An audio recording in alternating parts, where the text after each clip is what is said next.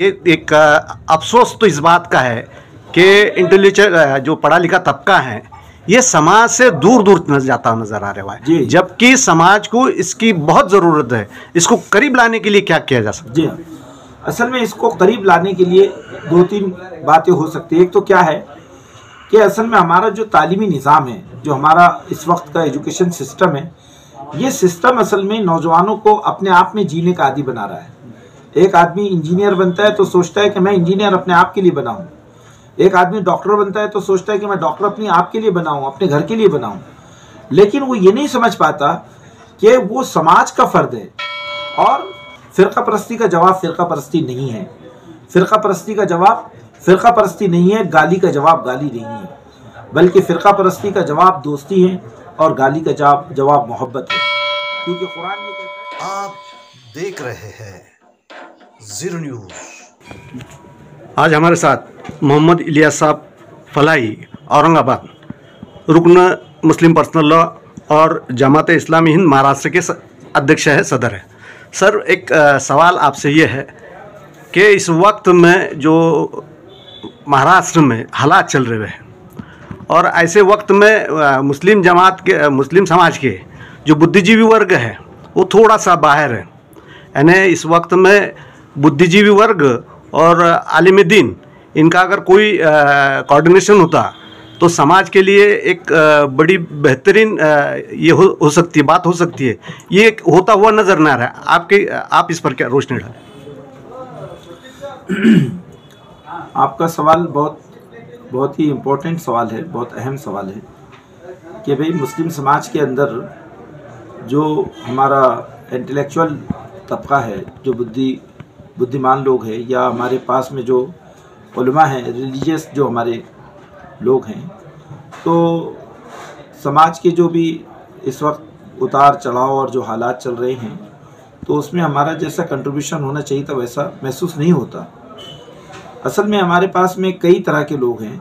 एक तो ये है कि बहुत सारे उलमा हमारे माशाल्लाह ऐसे हैं जो अपनी मस्जिदों से समाज को जोड़ने का काम कर रहे हैं, और मदरसे भी और मस्जिदें भी इस वक्त बेहतरीन किस्म के ऐसे लोग तैयार करते हैं जो लोग अच्छे इंसान हों और जो समाज को फ़ायदा पहुंचाएं, समाज को, देश को, जिनकी ज़ात से फ़ायदा पहुंचे, लाभ पहुंचे, इस बात की कोशिश करते हैं और उनके अखलाक को संवारते हैं। और दूसरी बात ये कि हमारा जो इंटेलेक्चुअल तबका है, जो हमारा ज़हीन तबका है, तो वो ज़हीन तबका भी चूँकि ब्यूरोक्रेसी में है या मुख्तलिफ़ डिपार्टमेंट्स में जो काम कर रहा है, इंडस्ट्रीज़ में है या तिजारत में है, तो हर जगह वो अपना काम कर रहा है। लेकिन ये एक बात ये है कि समाज जो करवट ले रहा है, तो समाज की करवट को अभी हमने वैसा महसूस नहीं किया है जैसे महसूस करना चाहिए। लेकिन सवाल ये है कि समाज को सही दिशा देने में हमारा रोल क्या है, क्योंकि देश दरअसल इंसानों से बनता है और हम जो है ये समझते हैं कि इस समाज की, हम समाज का हर पांचवा जो इंसान है, जो सिटीज़न है, वो बहरहाल उनका ताल्लुक़ इस्लाम से है, मुसलमानों से है।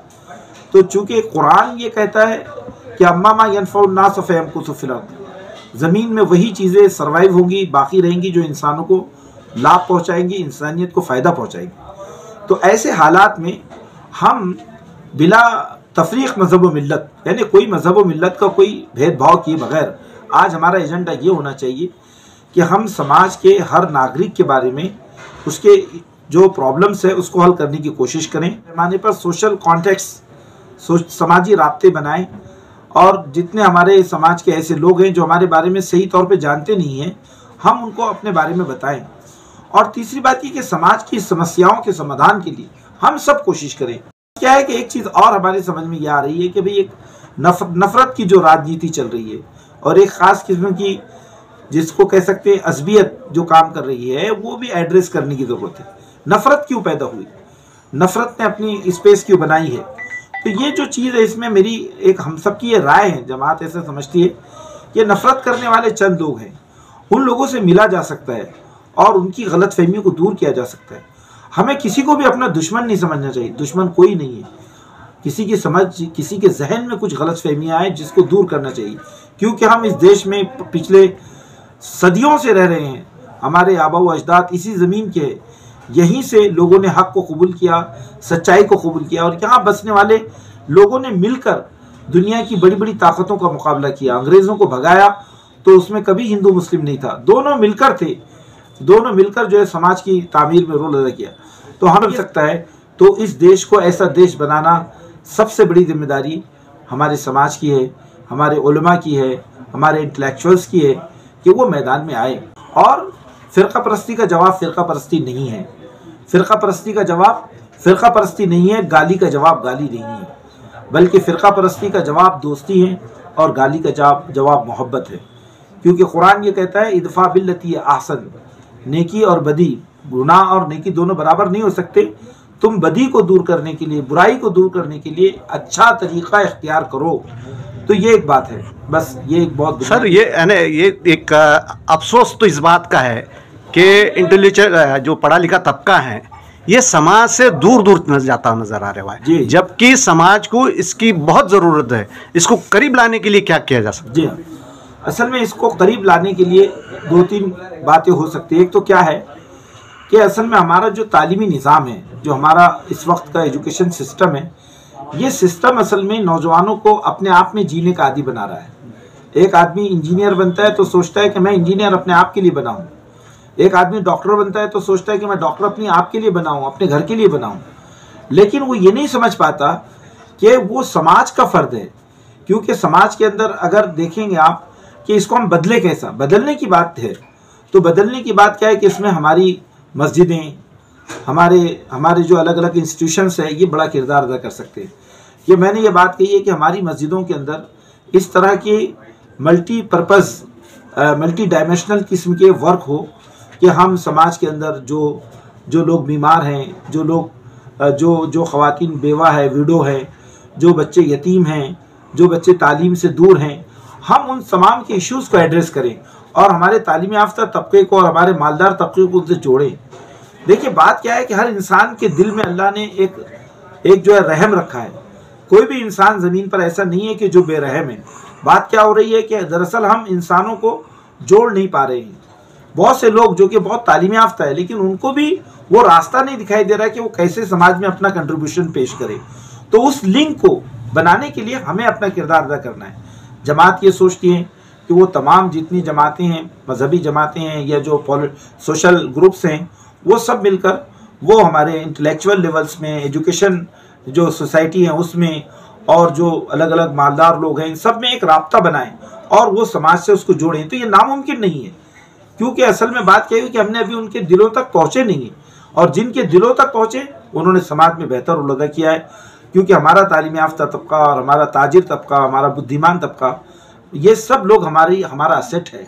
हम इस असेट को देश की तामीर के लिए इस्तेमाल करना चाहते हैं। इसमें तो बहुत सारे लोग काम कर रहे हैं, ऐसा नहीं है, बहुत सारे लोग काम कर रहे हैं, लेकिन इस रोल को मज़ीद बेहतर बनाने के लिए हमें ये पॉलिसी अडॉप्ट करने की ज़रूरत है कि हमारे उलमा भी, हमारे सोशल वर्कर्स भी, हमारे मस्जिद के इमाम भी, हमारे ख़ास तौर से आप जैसे जो सहाफ़ी लोग हैं, जो जर्नलिस्ट हैं, वो उनका भी ये रोल है कि वो समाज के इस तबके के ज़मीर को बेदार करें।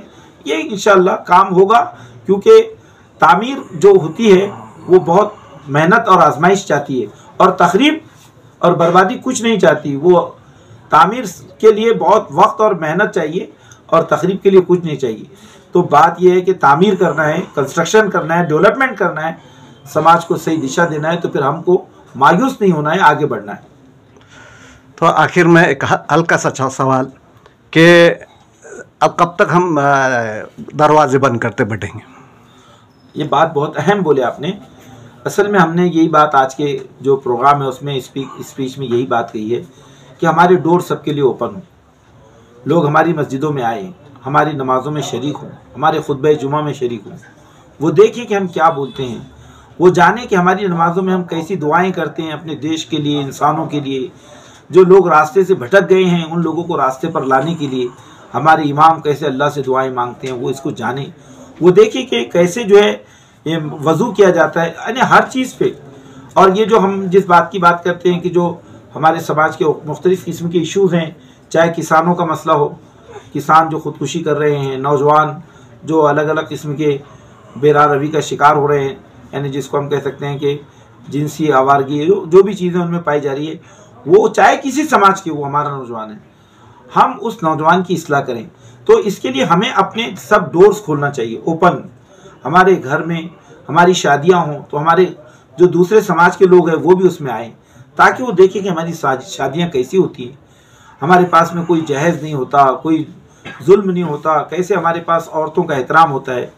तो बात क्या है कि हम जब मिलेंगे तो रास्ते दुश्मनियां पाटी जाएंगी, और अगर हम नहीं मिलेंगे तो लोगों के बारे में गैर समझ और गलत फहमियाँ बाकी रहेंगी। तो इसके लिए हमें दिल बड़ा करना होगा और डर और खौफ की नफ्सियात से बाहर निकलना होगा। सबसे ख़तरनाक बात क्या हुई कि सोशल मीडिया ने लोगों के दिल में ये खौफ डाल दिया है कि लोग तुम्हारे दुश्मन हैं। ऐसा नहीं है, ऐसा नहीं है। बहुत लोग यहाँ के बहुत अच्छे दिल वाले लोग हैं, चंद एक लोग बुरे हैं जो हर समाज में होते हैं। और अगर आप देखेंगे तो वो लोग जो है, वो लोग उनका सर इसलिए मतलब वो आगे बढ़ते हैं कि उनको रोकने वाला कोई नहीं है। अगर रोकने वाले लोग हो तो वो भी ख़त्म हो जाए, वो मतलब वो भी इस्लाह हो जाएगी उनकी। बहरहाल ये बात आपने कहा कि हम कैसे आखिर जो है अपने समाज को, समाज की जो बंदिशें हैं उसको तोड़ें और सारे समाज के अंदर इंटीग्रिटी पैदा करें, इंटीग्रेटेड समाज हो कि यहाँ पर हर समाज का आदमी दूसरे समाज में जाएं, उससे मिलें, उसके प्रोग्रामों में शरीक हों, उसको जानें। इसके लिए हमें हर सतह पर जितने हमारे प्रोग्राम होते हैं उसको ओपन करने की ज़रूरत है। आप देख रहे हैं ज़ीरो न्यूज़, आपका